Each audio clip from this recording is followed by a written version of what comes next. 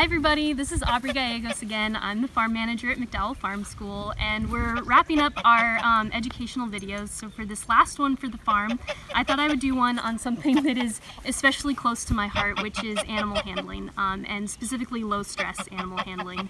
If you're interested in this, I would recommend looking up Temple Grandin. She's like the authority on animal handling, and I've actually studied directly under Temple. She has been one of my mentors, so I've worked a lot with her. I've spent hours and hours studying with Temple Grandin. I would consider myself definitely one of her proteges, so I've never met her, but I know that that she would support what we're doing. So I'm excited to teach you all a little bit about how to handle our animals in a low stress way. What we want to think about is making sure that we're activating their curiosity, not their fear. And so we have really worked a lot with these chickens, and so when we come out here, they literally come like running up to us, like almost into our arms, like they're gonna hug us. They're so well socialized. So what you want to do is make sure that you're not making eye contact and you're getting low, and then they'll just come running into your arms. Let me just try it again. So if you get really low and you don't make eye contact, they'll just come right up to you and let you hold them. Let me just get a different one. Yeah, so if you just activating their curiosity, not their fear. So I'm not making eye contact, I'm aware of my role as a predator. The other thing that we say is you want to make sure that you're conjuring your inner calm and confidence. So with calm and confidence, I'm just gonna reach out and pick up one of these chickens. Really calm and confident. Maybe this one will let me. Calm and confident. Calm and confident. Because it's like the middle of the day, they're just a little bit distracted right now. With calm and confidence, you just activate their curiosity. Okay, this is not working quite like I thought it would. Oh, there! Like I said, just calm and confident, and you can see that they're not even stressed. So that's the way to do it.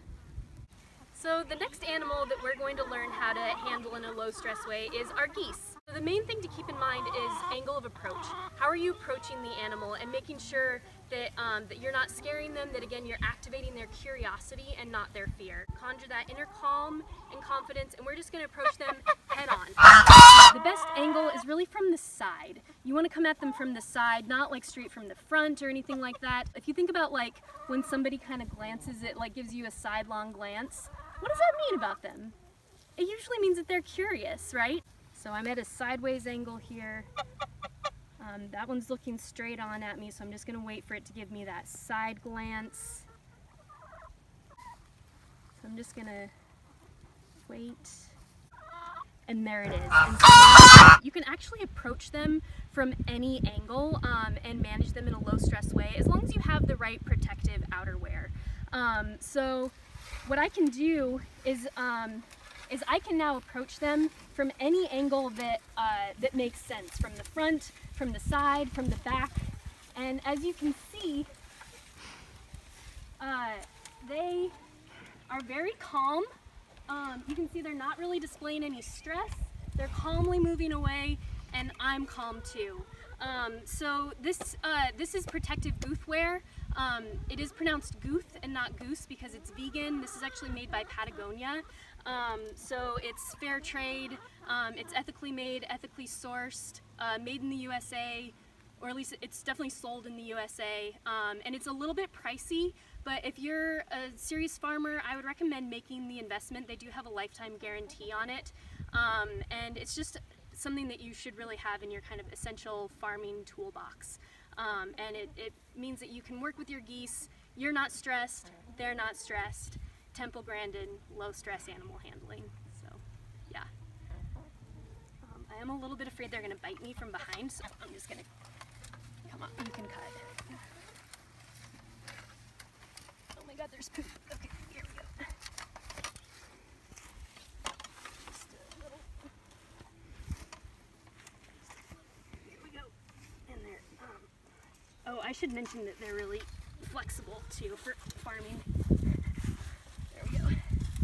Maybe we'll do one more take and I'll mention that. Okay. Just gonna You know, we might do the shot from here, actually. Let's just do this next shot, and you can just do from here up, and we won't worry about this part. Or this. Oh, easy peasy. There we go. Got it. So handling pigs is an interesting endeavor, but these pigs here are American guinea hogs, and they're known for having a really sweet, calm disposition and being really friendly and easy to work with. And we've actually socialized our pigs so much that we call them belly rollers, because they'll roll over so that you can scratch their belly. It's super cute. Let me show you. All I'm gonna do is reach under, and as soon as I start scratching their belly, they're gonna flop over. Oops, that doesn't work. Let's try this one. Let me try a different one. So they're just gonna flop over as soon as I start scratching their belly, like a dog. It's super cute. Come on, buddy. You know what? These bigger ones sometimes don't do it. It's these little smaller ones that do it. Let me show you. Sometimes it just takes a little while.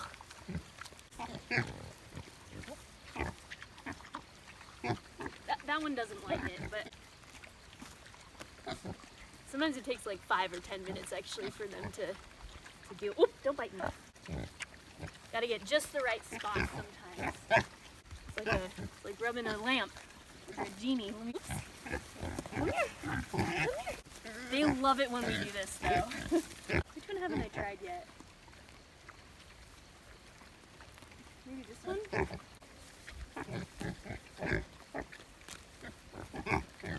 They don't always do this. Sometimes, like if they're hungry, they don't do it, or if they've just been fed, they don't do it.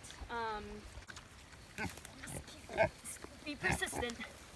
That's what animal handling is all about. It's about being persistent sometimes, having some patience, and really knowing your animals and reading their body language. Huh. They may not be in the mood right now. If it's like early morning or late at night, they don't always do it. Let's try one more time. Whoops.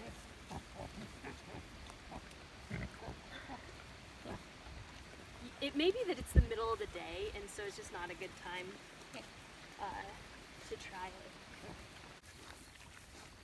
Yeah, it may just be because they have so much grass to eat, you know, like sometimes right when you've moved them, they don't do it because they just have so much on their minds. So let me just, this one's gonna do it for sure. Hey, sweetie, hi. Whoa, okay. Whoops. You know what phase of the moon are we on right now?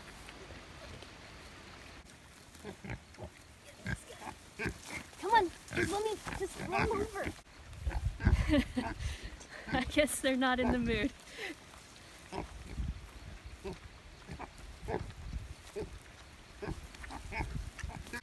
Yeah, I don't know. I don't know why it's not working.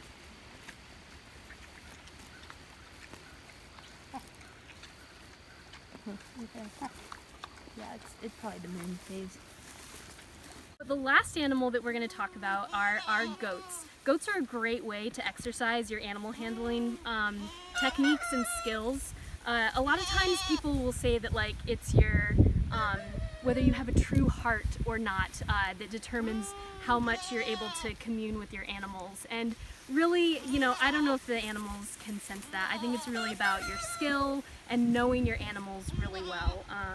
They do seem to have kind of a special connection to me, and I'm not quite sure what that is, but what I'm going to teach you now is the techniques and skills that you can learn for how to handle your goats in a low stress way.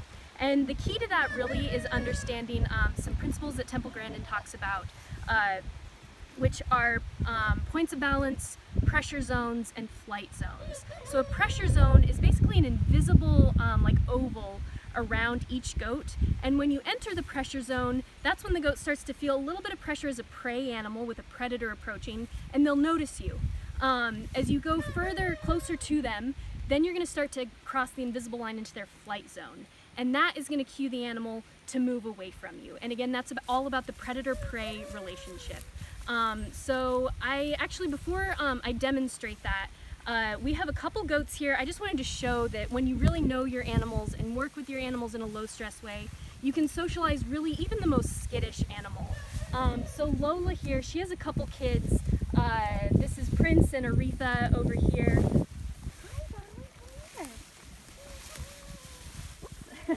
I think you just scared her a little bit.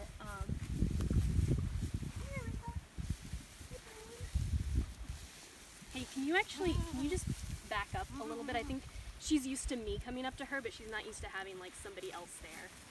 So yeah, I'm going to show you how you can, in a low stress way, work with even the most skittish of animals.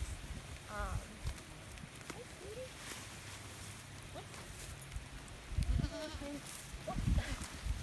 Okay. Hey, I think you're going a little too fast. They're used to coming up to me, but they're just not used to having somebody else here. So if you could just like slow down a little bit. So this is Aretha here, and she's just gonna let me come right up to her. In fact, she may come up to me, as you'll see just right. Oops. You know what? Hey, you're getting too close to them. You're really in their flight zone.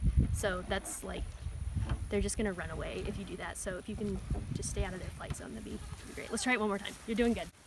Calm and confident, head back, nice deep breath. Okay, you're in their flight zone.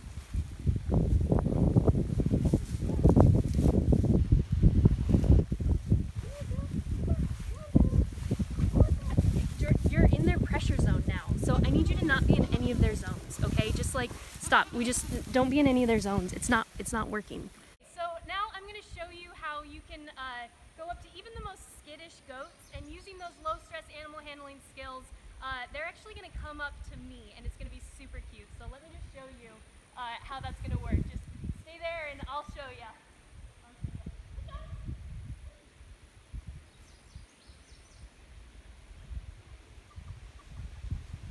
Hey, you need to scoot back more. For real. You're like I need you to not, like, don't be in their zones. They're just running away from you. Just a little feedback. If you can just stay out of any of their like flight zones, pressure zones, I need you to stay far back because it's not working with you here. Like, they do this with me every time alone. And don't film. Are you still filming? You understand, don't you? Yeah, you understand. God. Quit filming me. Stop.